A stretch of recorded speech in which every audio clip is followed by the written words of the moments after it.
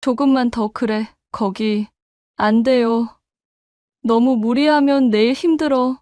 조금만 더 버텨. 곧 끝나. 거긴 민감하다니까. 벽 너머로 들려오던 그 목소리들에 나는 매일 밤 귀를 기울였습니다. 57세 퇴직자인 내가 옆집 부부의 은밀한 순간을 엿듣고 있다는 죄책감과 함께 혼자 살면서 잊고 지냈던 욕망이 다시 꿈틀거리기 시작했어요. 그 옆집 여자의 목소리를 상상하며 얼마나 많은 밤을 보냈는지 모릅니다. 그리고 지금 그녀의 다친 다리를 간호해주며 벽 너머로만 들리던 그 목소리의 주인인 옆집 여자를 마주하고 있었습니다. 이 모든 일이 어떻게 시작되었는지 처음부터 말씀드릴게요. 영상 시작 전 구독과 좋아요는 제게 큰 힘이 됩니다. 그럼 오늘의 이야기 시작하도록 할게요. 아, 이게 뭐 하는 짓이야? 화장실 거울 앞에서 나온 한숨이었습니다. 방금 전 혼자만의 시간을 마치고 나서 느끼는 허탈감이 온몸을 휩쌌어요. 내 이름은 김민호 57세, 30년간 다녔던 중견 건설회사에서 부장으로 일하다가 명예퇴직을 택한 지 벌써 2달째였습니다. 정년퇴임을 맞이한 뒤 집에 머무는 시간이 늘었고 이런 일도 잦아졌어요. 밤마다 욕구가 쌓여 결국 혼자 해결하는 날이 많았고 허무함은 커져갔습니다. 화장실에서 혼자만의 시간을 가진 후에는 더 큰 공허함이 찾아왔어요. 내가 이렇게 살아야 하나. 거울 속 내 모습을 볼 때마다 그런 생각이 들었습니다. 머리에는 흰털이 섞이고 얼굴에는 주름이 깊어져 있었지만 아직 남자로서의 욕구는 살아있었어요. 그게 위안이 되기도 하고 동시에 슬프기도 했습니다. 매일 오전 6시에 일어나는 습관은 여전했지만 이제 갈 곳이 없다는 현실이 가슴을 짓눌렀어요. 거실 소파에 앉아 신문을 펼쳐도 글자가 눈에 들어오지 않았고 뉴스를 켜도 세상 돌아가는 소리가 남의 일처럼 느껴졌습니다. 혼자가 된 지도 3년째였어요. 사람들 앞에서는 성격 차이가 가장 큰 이유라고 말했지만 하지만 한편으론 부부관계에서도 서로 원하는 게 달랐던 것 같아요. 서로의 차가운 거리감이 결국 우리를 갈라놓았습니다. 당신은 그런 걸로만 날 보는 거야? 아내가 마지막에 던진 말이 아직도 귀에 맴돌았어요. 나는 여전히 그런 관계를 중요하게 생각했고 아내는 그보다는 다른 것들을 더 원했던 것 같습니다. 25년을 함께 살면서 서로 다른 방향을 바라보게 된 거죠. 누가 옳고 그른 게 아니라 그냥 서로 다른 사람이었던 거예요. 아파트 301호 25평 투룸에서 혼자 사는 퇴직자의 일상은 단조로웠습니다. 매일 같은 시간에 커피를 내리고 같은 편의점 도시락으로 끼니를 때우고 같은 TV 프로그램을 봤어요.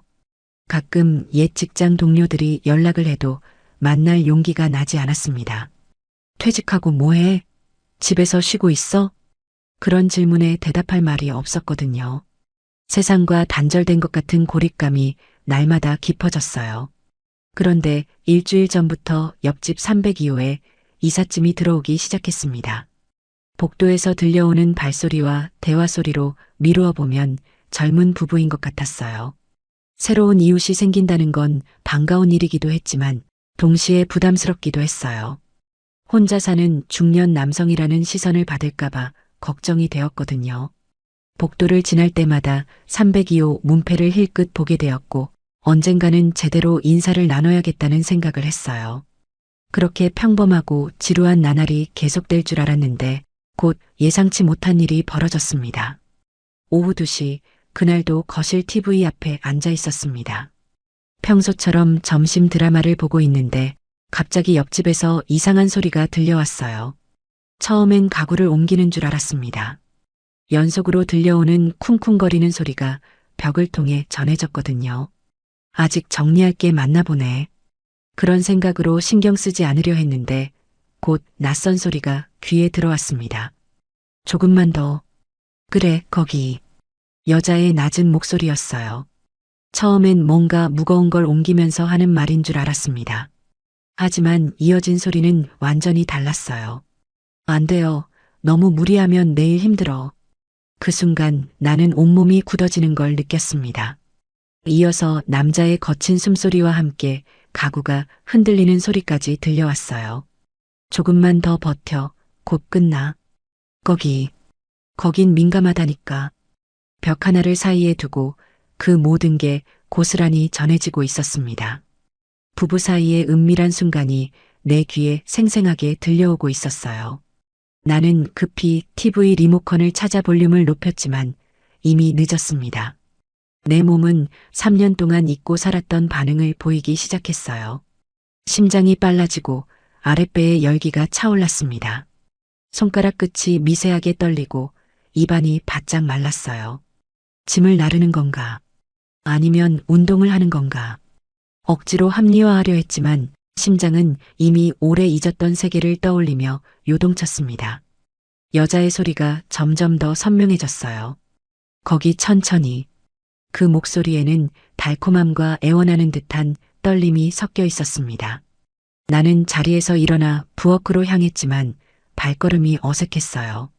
찬물을 한 잔 마시려 했는데 손이 떨려서 컵을 제대로 잡을 수가 없었습니다. 옆집에서는 여전히 그 소리들이 계속 이어졌어요. 가구 흔들리는 소리, 힘쓰는 기척, 그리고 낮은 목소리. 모든 게 너무나 생생했습니다. 나는 결국 집을 나서야 했어요. 산책이라도 하며 머리를 식혀야겠다고 생각했지만 현관문을 열고 나서도 다리에 힘이 없었습니다. 엘리베이터를 기다리면서도 옆집에서 들려오는 소리가 귀에 맴돌았어요. 이 나이에 내가 뭘 하고 있는 거야? 스스로에게 한심함을 느꼈지만 동시에 오랜만에 남자로서의 나를 느낄 수 있었습니다. 아파트 주변을 한 바퀴 돌고 돌아왔을 때는 이미 모든 소리가 멈춰 있었어요. 하지만 그날 밤 나는 잠을 이룰 수 없었습니다. 다음 날 밤 잠자리에 들려고 하는데 갑자기 소리가 들려왔습니다. 어제 낮에 한 번 들었는데 이번에는 밤에도 그런 일이 벌어지다니 전혀 예상하지 못했어요.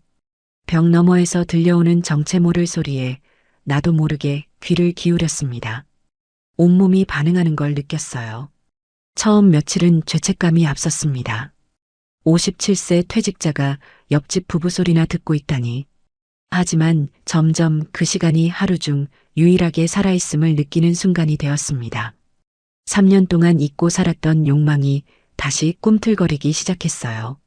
내 상상은 자연스럽게 옆집 여자에게로 향했습니다. 어떻게 생겼을까? 키는 얼마나 될까? 머리카락은 길까? 짧을까? 목소리로만 짐작해보면 40대 중후반 정도 되는 것 같았습니다. 남편이 저녁에 퇴근하고 와서 그런 일이 벌어지는 건지, 아니면 주말에만 그런 건지, 상상은 꼬리를 물고 이어졌어요. 그날 밤은 평소보다 소리가 길게 이어졌습니다. 벽 너머에서 여자의 호흡이 점점 더 가빠지는 듯 들려왔습니다. 나는 책장을 넘기는 척하면서도 모든 신경이 그쪽으로 향해 있었습니다. 그 낯선 소리를 들을 때마다 머릿속이 복잡해지고 온몸이 긴장되는 걸 느꼈습니다. 그동안 억눌러왔던 모든 욕구가 한꺼번에 밀려오는 것 같았습니다. 이 나이에 내가 미친 건가? 자책했지만 끊을 수 없었어요. 오히려 그 시간을 기다리는 나를 발견했습니다. 밤이 되면 일부러 거실에 앉아서 책을 읽는 척했고 잠자리에 들기 전 혹시나 하는 마음으로 귀를 기울였어요.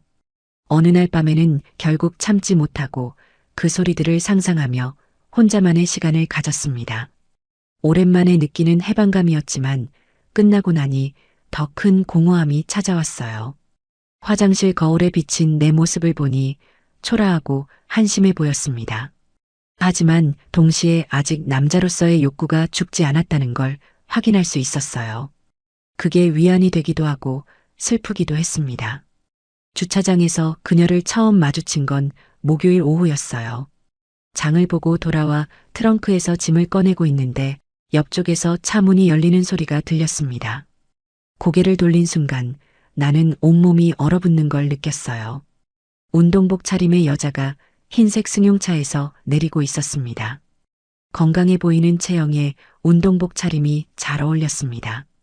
어깨까지 오는 웨이브진 갈색 머리카락, 땀에 살짝 젖은 얼굴에는 건강한 홍조가 돌고 있었어요.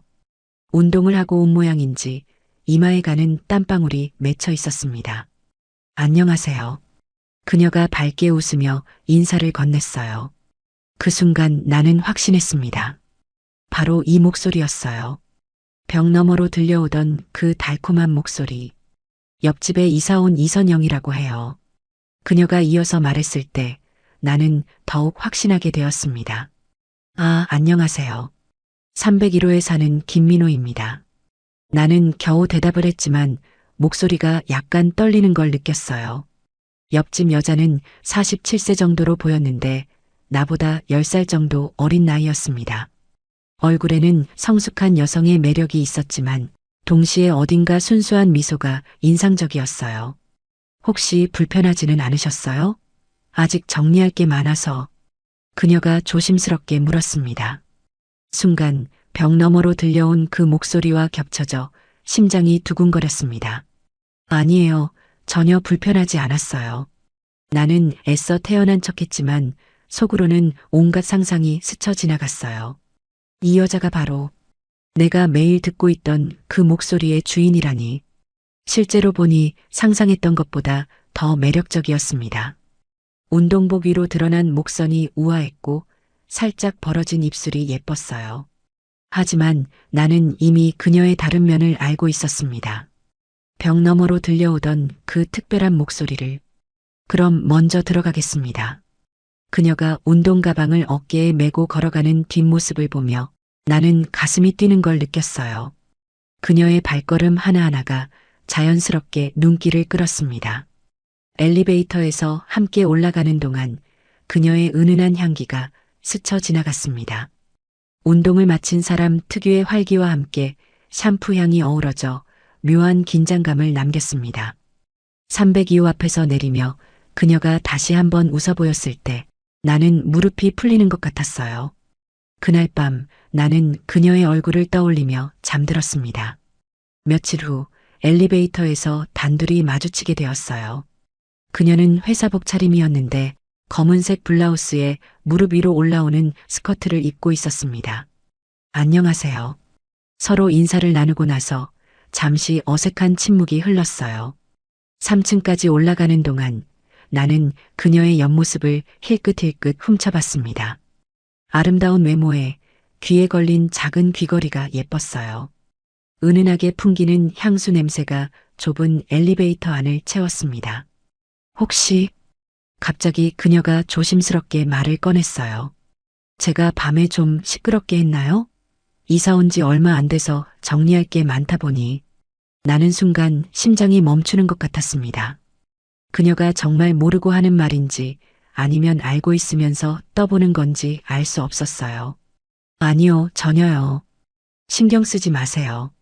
나는 황급히 고개를 저었습니다. 정말요? 벽이 얇아서 혹시 불편하실까봐. 그녀의 목소리에는 진짜 걱정이 담겨 있는 것 같았어요. 괜찮아요. 저도 혼자 살다 보니 별로 신경 안 써요. 혼자 사세요? 그녀가 조금 놀란 표정을 지었습니다. 네, 이혼한 지 3년 됐어요. 아, 죄송해요. 괜한 질문을. 괜찮아요. 이제 익숙해졌어요. 엘리베이터가 3층에 도착했고 우리는 함께 내렸어요. 복도를 걸으면서 그녀가 다시 말했습니다. 앞으로 더 조심할게요. 벽이 정말 얇은 것 같아서. 그 말을 들으며 나는 복잡한 심정이었어요. 한편으로는 아쉬웠고 다른 한편으로는 다행이라는 생각도 들었습니다.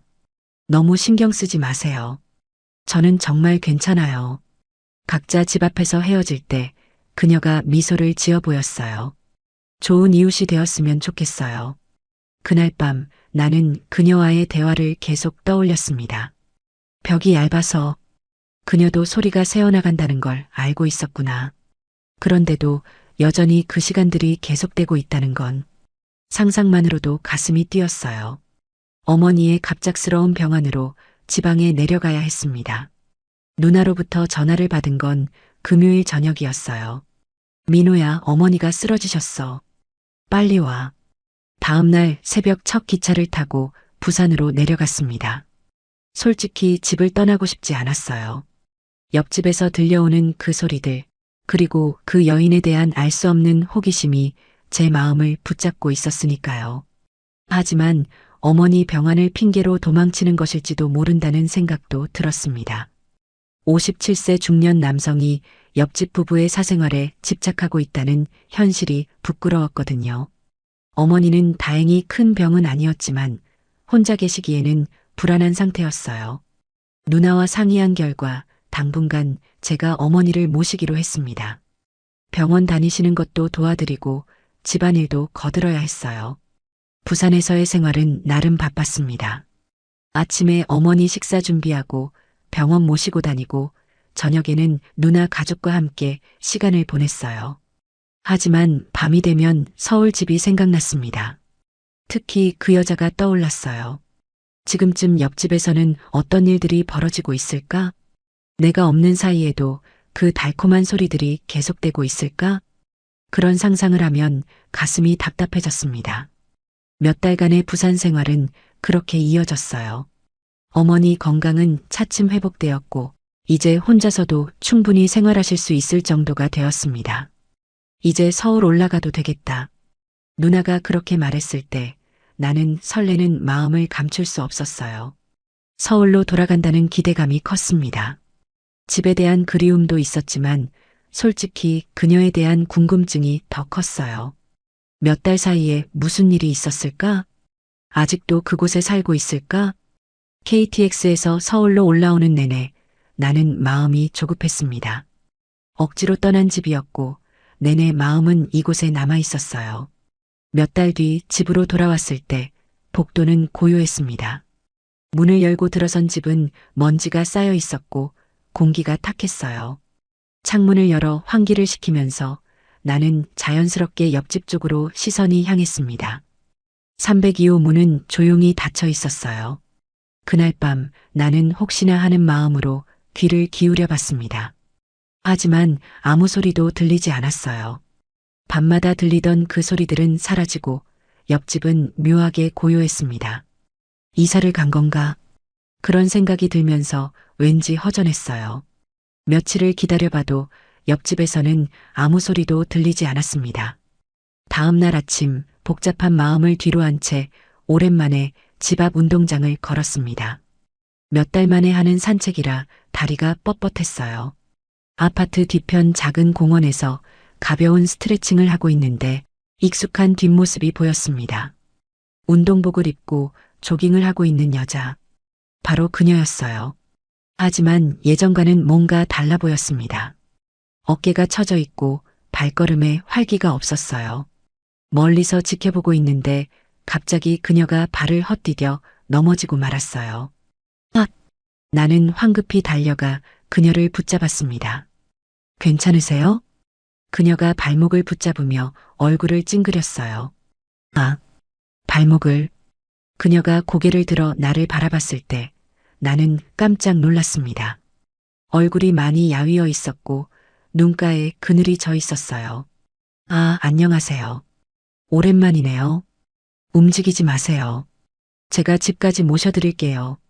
나는 그녀의 어깨에 팔을 둘러 부축했습니다. 그 순간 느껴진 그녀의 체온과 향기가 코끝을 스쳤어요. 예전보다 더 가늘어진 몸이 내 팔에 기대어 있었습니다. 그녀를 부축해 집으로 데려와 소파에 앉혔어요. 잠깐만 기다리세요. 파스를 가져올게요. 나는 약상자에서 파스와 붕대를 꺼내왔습니다. 조심스럽게 그녀의 발목을 살펴보니 많이 부어 있었어요. 많이 아프세요? 조금. 괜찮아요. 하지만 그녀의 얼굴에는 통증이 역력했습니다. 나는 파스를 발라주며 조심스레 발목을 주물렀어요. 어디 다녀오셨어요? 그녀가 아픈 발목을 감싸주면서도 궁금해하는 표정으로 물었어요. 어머니 병원으로 지방에 좀 내려가 있었어요. 그러셨구나. 어머니는 괜찮으세요? 그녀의 눈빛이 순간 부드러워지며 진심 어린 걱정이 담겨 있었습니다. 네, 다행히 많이 좋아지셔서 올라왔어요. 그녀가 안도의 한숨을 내쉬며 작은 미소를 지었어요. 다행이에요. 그동안 어떻게 지내셨어요? 그냥 별일 없이 지냈어요. 그녀의 대답이 어딘가 어색했습니다. 발목을 만져주던 내 손이 잠시 멈췄고 나는 무심코 말을 꺼냈어요. 남편분이 걱정하시겠어요. 그 순간 그녀의 몸이 굳어지는 걸 느꼈습니다. 잠시 침묵이 흐르더니 그녀가 담담하게 말했어요. 저 이혼했어요. 순간 공기가 멈춘 듯 고요해졌습니다. 나는 서둘러 말했어요. 죄송해요. 괜한 질문을. 괜찮아요. 이미 2달 전 일이에요. 그제서야 옆집이 조용했던 이유를 알 수 있었어요. 이유는 묻지 않을게요. 성격 차이였어요. 결국 서로 원하는 게 달랐다고 해야 하나. 그녀의 목소리에는 담담함과 함께 어딘가 쓸쓸함이 묻어 있었습니다. 나는 계속 그녀의 발목을 마사지해 주었어요. 근육이 많이 뭉친 것 같아요. 조금만 더 위쪽도 해드릴게요. 네. 감사해요. 손을 종아리 쪽으로 옮기자 그녀가 잠시 긴장하는 게 느껴졌습니다. 부드러운 피부가 손에 닿았고 그녀의 체온이 전해져 왔어요. 어떠세요? 좀 나아지는 것 같아요? 네. 훨씬 좋아졌어요. 그녀의 호흡이 미묘하게 흔들리기 시작했습니다. 손이 조금 더 위로 올라가자 그녀의 숨소리가 미세하게 변했어요. 괜찮아요. 그만해도 돼요. 그녀의 낮은 목소리가 방 안에 번졌어요. 그 순간 나는 깨달았어요. 벽 너머로만 듣던 그 목소리, 상상으로만 그리던 그 여자가 바로 내 앞에 있다는 걸. 서로를 바라보는 시선에는 이미 다른 의미가 담겨 있었습니다. 선영 씨, 내가 그녀의 이름을 부르자 그녀가 나를 바라봤어요. 그 눈빛에는 허락의 의미가 담겨 있었습니다. 우리는 결국 멈추지 못했어요. 오랜 시간 억눌러왔던 외로움과 욕망이 한꺼번에 터져나왔습니다. 벽 하나를 사이에 두고 상상하던 모든 것들이 현실이 되는 순간이었어요. 한참 후 나는 믿을 수 없었어요. 그토록 그리워하며 벽 너머 목소리로만 상상하던 그녀와 함께 있다는 게 꿈과 현실의 경계가 사라진 것 같았습니다. 그날 밤 이후 나는 한숨도 잘 수 없었습니다. 벽 너머로만 상상하던 그녀와 실제로 함께했다는 사실이 믿어지지 않았어요. 침대에 누워서도 계속 그 순간들이 떠올랐습니다. 그녀의 따뜻한 기운과 다정한 목소리, 모든 게 꿈만 같았어요. 정말 일어난 일일까? 여러 번 자문했지만 아직도 마음속에 선명히 남아있는 순간들이 현실임을 증명했습니다. 다음 날 아침 나는 일찍 일어나 커피를 내렸어요. 평소와 같은 일상이었지만 모든 게 달라 보였습니다. 창밖 풍경도 더 밝아 보였고 커피 향도 더 진하게 느껴졌어요. 그런데 문제는 그녀를 어떻게 대해야 할지 모르겠다는 거였습니다. 혹시 그녀는 어젯밤을 후회하고 있는 건 아닐까? 아니면 일회성으로 생각하고 있는 건 아닐까? 온갖 걱정이 머릿속을 맴돌았어요. 오후 2시쯤 초인종이 울렸습니다. 문을 열어보니 그녀가 서 있었어요. 손에는 도시락 통을 들고 있었습니다. 안녕하세요. 어제 감사했어요. 괜찮아요. 발목은 어때요? 많이 좋아졌어요. 덕분에. 그녀가 살짝 붉어진 얼굴로 말했습니다. 점심 드셨어요? 그녀의 목소리는 평소보다 조금 떨리고 있었어요. 얼굴도 약간 붉어져 있었습니다. 아직 안 먹었는데요. 그럼 같이 드실래요? 너무 많이 만들었거든요. 우리는 거실 테이블에 마주 앉았습니다. 어색한 침묵이 흘렀어요. 평소 같으면 자연스럽게 대화를 나눴을 텐데 이상하게 말이 나오지 않았습니다. 어젯밤 그녀가 조심스럽게 말을 꺼냈어요. 후회하지 않으세요? 나는 고개를 저었습니다. 전혀요. 오히려 감사해요. 저도 같은 마음이에요. 그제서야 우리는 서로를 바라보며 미소를 지을 수 있었어요. 식사를 마치고 나서 그녀가 설거지를 하겠다고 부엌으로 향했습니다. 나는 뒤따라가서 그녀의 어깨에 손을 올렸어요. 선영 씨, 그녀가 뒤를 돌아보는 순간 우리는 다시 서로에게 이끌렸습니다. 이번에는 어젯밤보다 더 차분히, 더 진심을 담아 서로의 마음을 확인했습니다. 그녀의 모든 것이 소중하게 느껴졌습니다. 그 이후로 우리는 거의 매일 만났어요. 때로는 그녀가 내 집에 와서 함께 요리를 하기도 했고, 때로는 내가 그녀 집에 가서 영화를 보기도 했습니다. 하지만 아직 서로에게 조심스러웠어요. 10살의 나이 차이도 부담스러웠고, 각자의 이혼 경험도 마음에 걸렸습니다. 이런 관계가 맞는 걸까요? 그녀가 어느 날 불안해하며 물었어요. 우리 둘 다 상처받은 사람들인데, 그래서 더 잘 알 수 있는 거 아닐까요? 서로의 아픔을. 내 말에 그녀가 고개를 끄덕였습니다. 맞아요.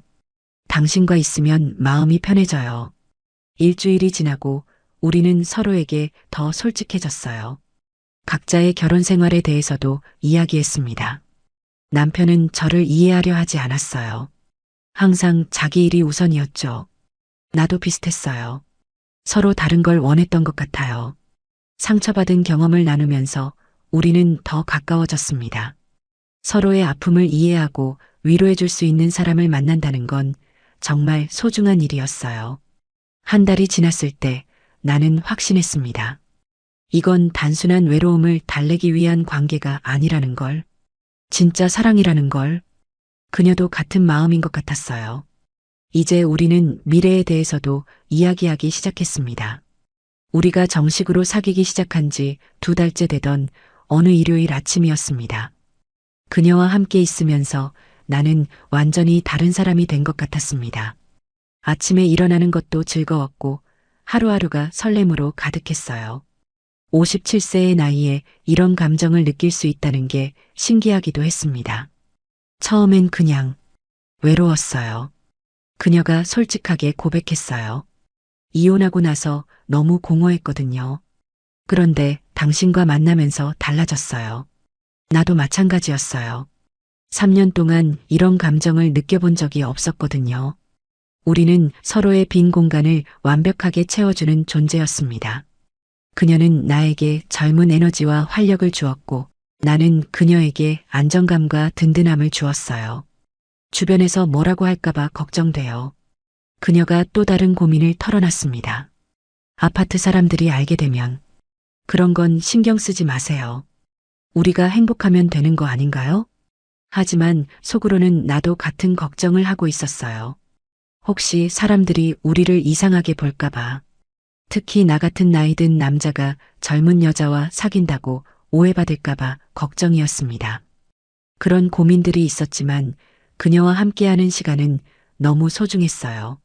함께 장을 보러 가기도 하고 근처 공원을 산책하기도 했습니다. 가끔 영화관에 가서 영화를 보기도 했어요. 그럴 때마다 나는 마치 20대로 돌아간 것 같은 기분이었습니다. 당신과 있으면 모든 게 새로워져요. 그녀가 어느 날 말했어요. 결혼할 때도 이런 설렘은 없었던 것 같아요. 나도 같은 감정이었습니다. 첫 결혼 때는 의무감과 책임감이 앞섰는데 이번에는 순수한 사랑이었어요. 서로를 진심으로 아끼고 배려하는 마음. 인생 이모작이라고 하잖아요. 그녀가 내 품에 안겨서 말했어요. 우리 함께 시작해봐요. 2번째 인생을. 정말 그럴까요? 우리가 잘할 수 있을까요? 물론이에요. 이미 우리는 서로에게 가장 소중한 사람이 되었잖아요. 정년퇴임 후 공허했던 내 삶에 그녀는 새로운 희망이 되어 주었습니다. 매일 아침 그녀를 생각하며 일어나는 설렘이 있었어요. 저녁에 그녀와 함께 보내는 시간이 하루 중 가장 행복한 순간이었습니다. 결혼은 안 해도 돼요. 그녀가 말했어요. 형식적인 건 중요하지 않아요. 그냥 이렇게 함께 있는 것만으로도 충분해요. 나도 같은 생각이었습니다. 첫 번째 결혼에서 형식과 체면에 얽매여 진짜 중요한 걸 놓쳤던 경험이 있었거든요. 이번에는 형식보다는 진심이 중요하다는 걸 알았습니다. 각자의 집을 유지하는 것도 좋을 것 같아요. 나는 제안했습니다. 너무 급하게 하지 말고 천천히 우리만의 방식으로. 좋은 생각이에요. 옆집이라는 거리감이 오히려 적당한 자유를 주는 것 같아요. 그녀도 동의했습니다. 우리는 각자의 공간을 유지하면서도 많은 시간을 함께 보내기로 했어요. 서로에게 의존하지 않으면서도 깊이 사랑하는 관계. 그게 우리가 원하는 방식이었습니다. 벽 하나를 사이에 두고 시작된 우리의 관계는 이제 그 벽을 허물고 하나가 되었어요. 하지만 물리적인 벽은 여전히 유지하면서 마음의 벽만 허문 셈이었습니다. 57세와 47세, 각자 실패한 결혼 생활을 뒤로하고 새로운 사랑을 시작하게 된 거죠. 세상 사람들이 뭐라고 하든 상관없었습니다. 우리에게는 서로가 있었고 그것만으로도 충분했어요. 어떤 사랑이든 늦은 건 없어요. 그녀가 말했을 때 나는 깊이 공감했습니다. 나이가 들어서도 느끼는 설렘, 따뜻한 체온, 그리고 함께 만들어가는 새로운 추억들. 모든 게 소중하고 의미 있었어요. 정년퇴임 후의 공허함은 이제 완전히 사라졌습니다. 대신 매일 아침 그녀를 생각하며 일어나는 기쁨이 있었어요. 우리의 두 번째 인생은 이제 막 시작이에요. 그녀가 미소 지으며 말했을 때 나는 확신했습니다. 옆집 여자로 시작해서 인생의 동반자가 된 그녀와의 미래가 기대된다는 걸. 앞으로 얼마나 많은 시간이 남았는지는 모르지만 그 시간들을 그녀와 함께 의미 있게 보낼 수 있다는 것만으로도 충분했습니다. 사랑은 정말 나이와 상관없다는 걸 우리가 증명하고 있었어요. 오늘의 이야기는 여기까지입니다. 혹시 끝까지 들어주신 분이 계시다면 구독과 좋아요 그리고 댓글로 잘 들었어요 한마디면 제게 큰 힘이 됩니다. 감사합니다.